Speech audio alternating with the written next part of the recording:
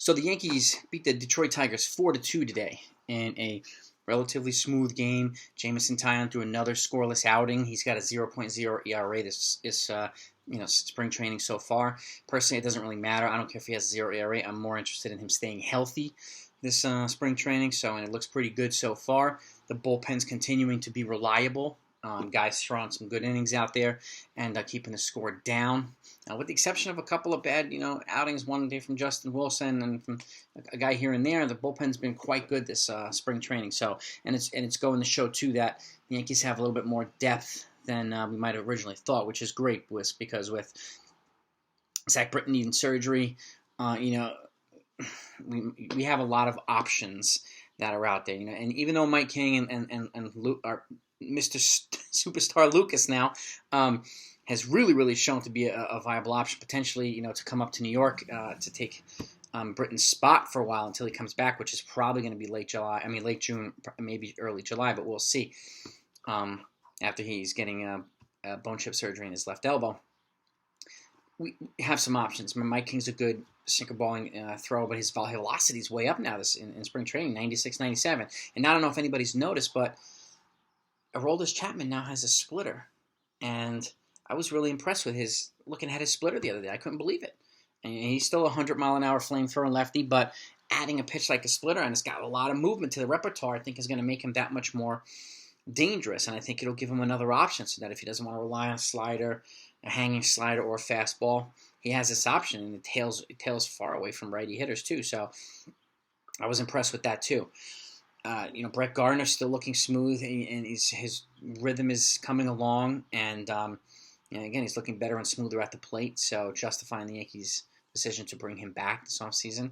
And right now, to me, the Yankees look pretty solid, and provided they stay healthy, I think the Yankees are in pretty good shape. They did make a bunch of roster moves today that I want to go over too. I'm looking at my book here. So they optioned Esteban Florial to AAA, Scranton. They optioned Luis Gil to AA, Somerset. They optioned Luis Medina, right-handed pitcher, infielder Oswald Peraza, and right-handed pitcher Alexander Vizcaino to A, over Hudson Valley. They optioned Yoendris Gomez to A, Tampa. Okay, and then they made a bunch of assignments. So they assigned Armando Alvarez, who's an outfielder Trey Ambergay, Michael Beltre, an outfielder, catcher Josh Bro, who was, I think, a second-round draft pick in 2018, if I remember correctly.